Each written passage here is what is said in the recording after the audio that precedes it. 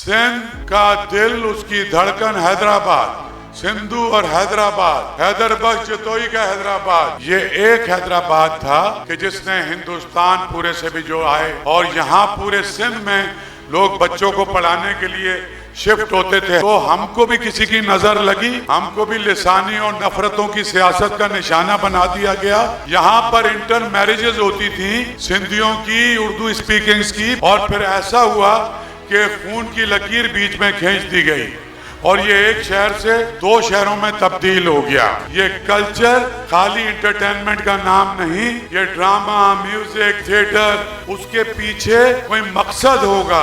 ये जो मैं कोयटा में जाके कर रहा हूँ जहाँ लोग कत्ल हो रहे हैं, मैं कश्मीर में जाके कर रहा हूँ अपने साथियों के साथ, मेरा ये बिलीव खत्म नहीं हुआ कि बुनियादी तौर पर हम अच्छे लोग हैं, और ये जो नफरतें हमारे दरमियान फैलाई हुई हैं, ये चंद एक खास वेस्टेड इंटरेस्ट के लोग हैं जो हमें तकसीम करते हैं और उसमें उनका कोई ना कोई मफाद वाबस्ता होता है। कल्चर से बड़ी कोई सियासत नहीं है, बाकी सारी तकसीम करती हैं, ये इकट्ठे करता है। चीफ मिनिस्टर साहब ने मुझे कहा कि इस दफा यौम आज़ादी हमने बड़ा मनाना है और पाकिस्तान ने अपने से 10 गुना दुश्मन से जंग भी 5 दिन में 3 इवेंट करे।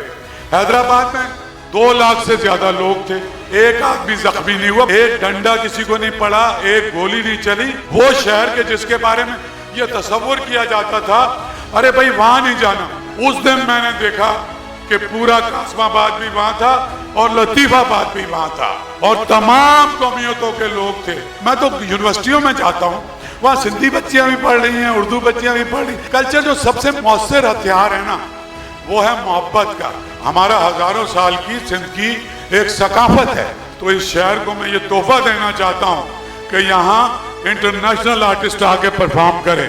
ये आर्ट्स काउंसिलें हमने बनवाई थी और जाहिर है कि कराची का आर्ट्स काउंसिल इतना बड़ा हो गया है और बाकी सिंध के जो शहर हैं और जो सन ऑफ द सॉइल हैं, यहाँ इनने लाड़काना का आइन बना के दिया, खैरपुर का, मीरपुर खास का, सक्खर का, और हम चाहते थे कि सब जगह वहाँ के शायर, वहाँ के अदीब, वहाँ के रहने वाले अपनी तंजीमें बनाएं, खुद कल्चरल एक्टिविज्म करें। सस्टेनेबिलिटी का वाहिद तरीका यह है, अदारे को अपने पैरों पे खड़ा होना पड़ेगा, यानी ना मुझ पे रिलाय करें ना किसी और पे करें।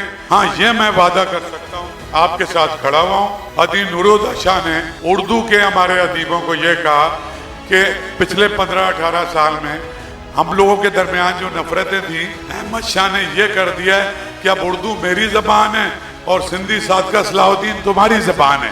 तो हमें ये करना पड़ेगा, सीने हमारे दोनों तरफ कुशादा होने चाहिए। और अपने तमाम जो डायरेक्टर हैं हमारे 11 ड्रामों के, जिसमें अकेली का ज़बानो है, मैं ये चाहता हूँ कि अगली बार ये फेस्टिवल हो तो इतनी औरतें डायरेक्टर हों जितने मर्द डायरेक्टर हैं। एक चीज़ को मैं तरगीब दूंगा कि अपने घर की ख़वातीन को लेके आएँ। ये सारे ड्रामे जो हैं फैमिली ड्रामे हैं, आप अपना ड्रामा देखें, एंजॉय करें। आपका बहुत बहुत शुक्रिया।